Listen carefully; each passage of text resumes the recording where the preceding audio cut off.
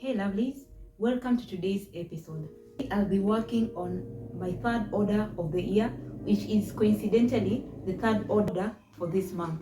What I love about this order is that the client has asked for a customized version of a design that already exists in my product line, and these kind of suggestions really excite me because they add a little razzle dazzle that also challenges my creativity. So join me as we make this sweater, this crop top.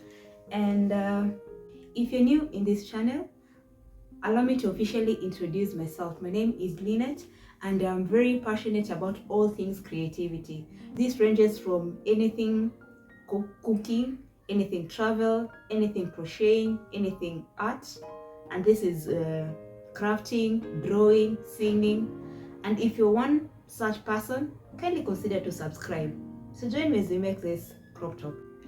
The color that the client requested is this shade of orange. Initially I was calling it burnt orange, but when I went to buy it, they said this is not burnt. Burnt is a little bit darker, the one that inclines towards brown. Yeah, so this is what you're working with. Let me show you a hack. A hack I found in this YouTube streets. If you're a person who likes pulling yarn at the center, this is how you find your official center. So you get this end, which is one that is at the top. So you look at the direction that this yarn goes. So for this one, this is the direction. So if this is the direction, then the center is automatically on the opposite. Let's see if you're going to get it.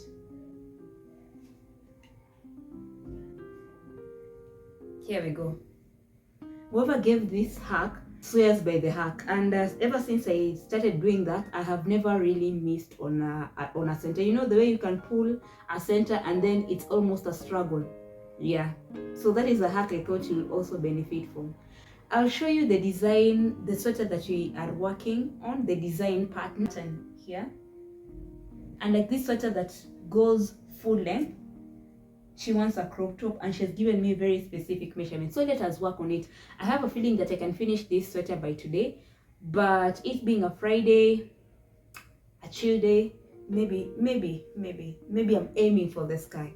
So let us work. Let us start on this order. I want to use a 5mm hook because of the patterns here. I find when I use the smaller 4mm hook, it becomes a little bit holey, and I do not want the project being holey.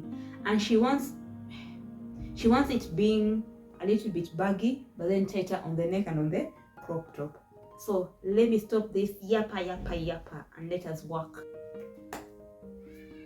My client just sent me the deposit and I'm feeling a little bit shaken. I feel like I'm running out of time because I had hoped that I'll finish this project by the end of today so that we will be in communication tomorrow on how I'm going to deliver it to her. You know, it's one thing if you're working at the pace of your life, because I went and got the yarn way before she paid the deposit, because there's some clients that you trust them like that. So this is one such client. So I bought the yarn beforehand and I was working at the pace of my life. But now that money has been deposited, on one hand I feel happy and validated, but on the other hand I feel like I'm not moving fast enough. Not to worry, here we are. We've got our first panel. Really love the progress, and this is such a delicious color. I know why I haven't been drawn to it initially, but I'm looking at this and I'm like, maybe I should start incorporating this into my style. You know, as a cow, wearing bright colors puts you at a risk of being the cliche. But this is such a delicious color. This is such a delicious color. I think I'm going to do something. I'll do something for myself in the same crop top design. So tell me, what are you working on? Are you looking at me, getting inspired? Are you working on something else? Are you scrolling through Pinterest? What are you working on? Kindly engage with me on the comment section. Let us talk. Let me know what you guys are into and what you think about the project. Let me know what are the some of your apps or some of your experiences when you crochet for business. Or another thing maybe I should mention is don't worry. First of all, I feel confident about this. I've taken the measurements from here to down here, and the measurements from here to here, so I know I'm working with correct measurements. And the client has added some perspective that are a little bit different from mine, but adjustments that I would like to see. For example, she seems like she's got a smaller frame than me when it comes to shoulder, so she wants a neck that is tighter, but a fitting of the entire top to be baggy. I want a fitting that is baggy and a turtleneck that is a little bit free, so that I don't feel confined. And then another thing that is different from my own preference is that she wants the waistband a little bit longer, and I find that very interesting. I'm curious to see how this will pan out.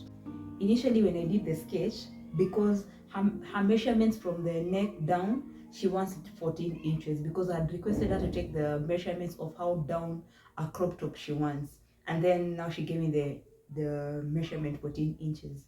So on my sketch, I had considered this part as part of the neck. So instead of saying from here to here 14 inches, I had included it here. So I took the measurements of here and the proximable measurements of the band to do, and I did the math. But then as I was crocheting, I felt like, no, this is wrong.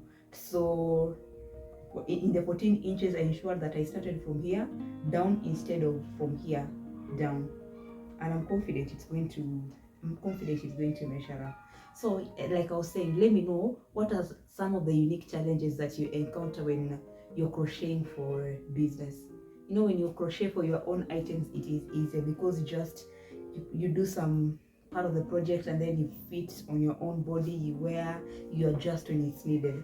So now when you're working with a client preference who wants different fitting, I find that very interesting. And right now, working on this project, I'm having one such encounter.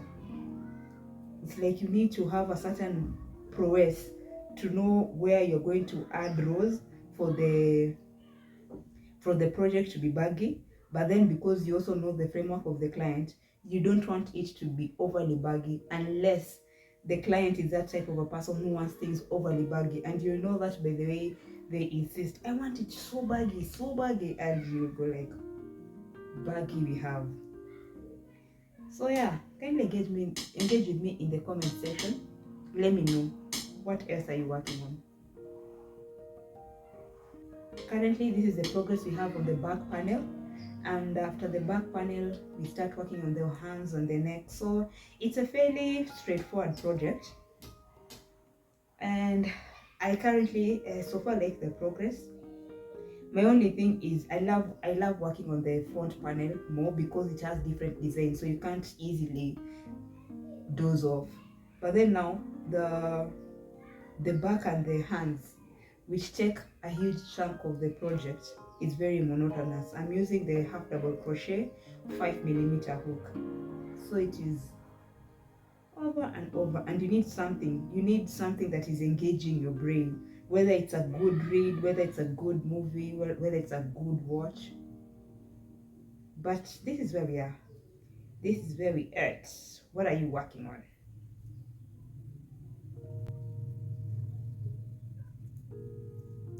Okay, see you in a few. We've got good progress, and a win is a win. This is what we currently have.